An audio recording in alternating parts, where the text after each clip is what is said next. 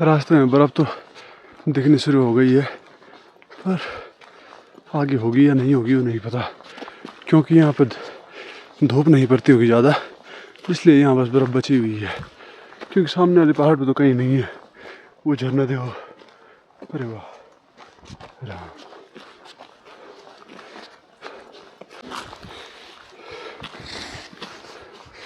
इस बर्फ़ में पैर फिसलने का ज़्यादा डर होता है।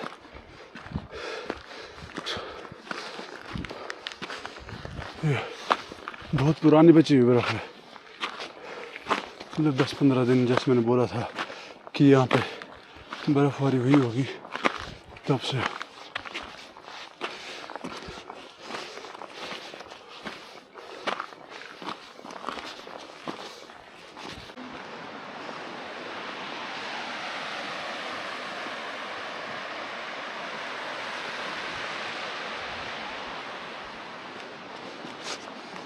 पता नहीं आपको दिख रहा है कि नहीं दिख रहा, पर आगे मोनाल बैठा हुआ हमारा राज्य पक्षी धीरे धीरे जाने की कोशिश करते हैं। अरे वो भाग गया, उठ गया। ये वन विभाग का बोर्ड है। आगे मार्ग तंग और खतरनाक है, कृपया सावधानी से चलें। चलो भाई, तो सावधानी से चलेंगे। अब हम और भी घनघोर जंगल में पहुंच गए हैं।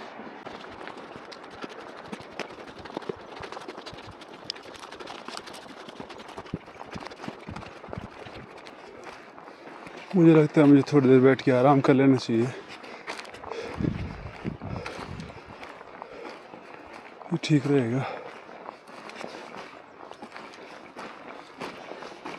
एकदम से थकना भी ठीक नहीं है।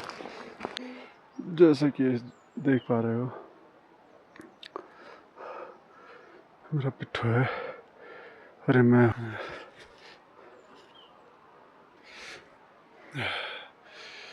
बाल देखो तो टोपी पहनी थी सुबह, एकदम सेट हो रखे हैं नीचे। खैर मुझे कौन ही देख रहा है, पर तुम तो वीडियो देखोगे, स्मार्ट तो लगना चाहिए ना। राम, ये हम पहुंच चुके हैं भैरव देवता मंदिर पे। भगवान की असीम कृपा कि सकुशल यहाँ तक पहुँचे, और आगे भी यात्रा सकुशल पूरी करेंगे। जय हो प्रभु।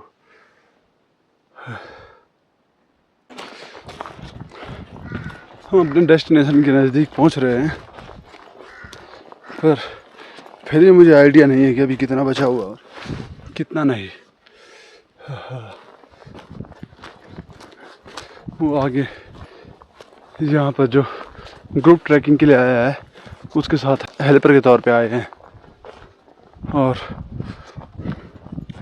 वो खाना वाना बनाना और ये सब करेंगे उनके लिए, तो वो लोग भी आगे चल रहे हैं।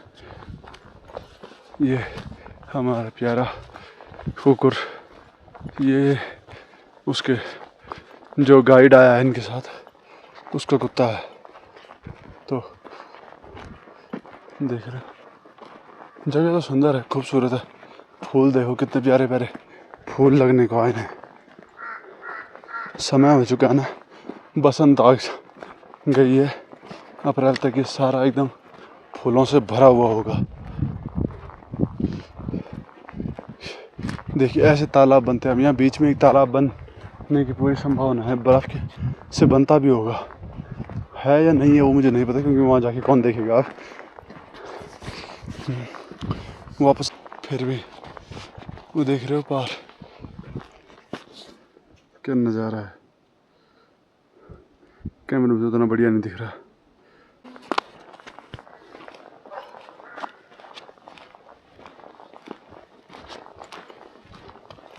ये शायद हम मासू की ताल पहुंच चुके हैं।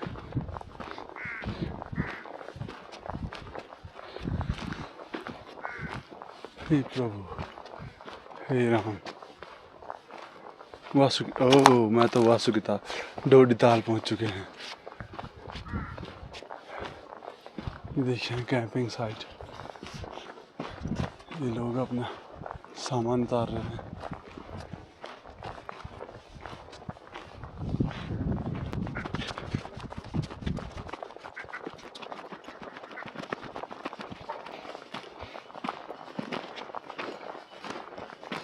local owned hiking agency done.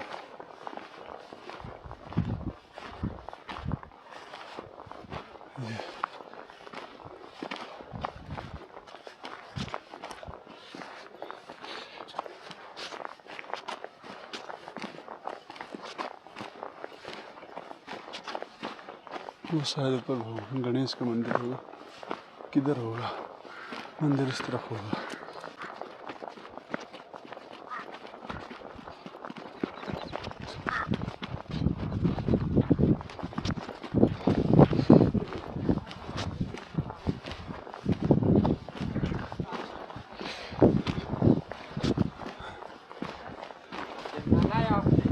हाँ वो ऐसा ही है, बाइक का है ना, वही करा मैंने हाथ पे। ये है डोडी ताल, ये है भगवान गणेश का मंदिर। पता है दोस्तों यहाँ का नाम डोडी ताल कैसे और कैसे ये जगह विख्यात हुई। पहले एक बार भगवान शिव और माँ पार्वती यहाँ रहने आए थे, तो कुछ समय तक वो यहाँ रहे। ऐसे में भगवान शिव किसी कारणवश कुछ दिनों के लिए यहाँ नहीं थे।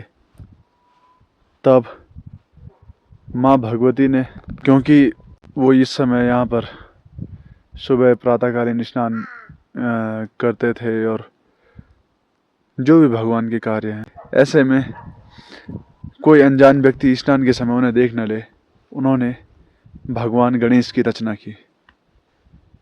कहते हैं उन्होंने अपने शरीर के मैल से भगवान गणेश को बनाया था। तो समय पर भगवान गणेश बाहर पहरा दे करके उनकी रक्षा करते थे। मतलब रक्षा तो खैर प्रभु की क्या ही करेंगे, माँ भगवती जगत जननी है, उनकी क्या रक्षा हो सकती है।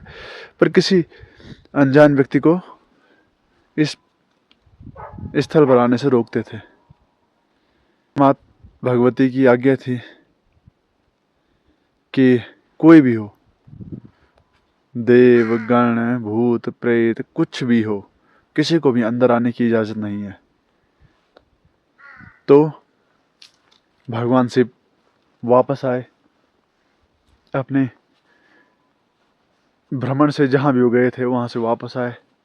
तो भगवान गणेश ने उन्हें रोक लिया, क्योंकि वो तो उन्हें नहीं जानते थे, ना ही भगवान गणेश ये पहचानते थे कि ये ही परमपिता परमेश्वर माँ भगवती के पति परमेश्वर हैं। फिर भगवान गणेश ने रोका तो प्रभु शिव ने कहा कि ये कौन है भाई, ये ऐसा तो नहीं हो सकता कि उन्हें नहीं, खैर पता था, भगवान को तो सब पता है।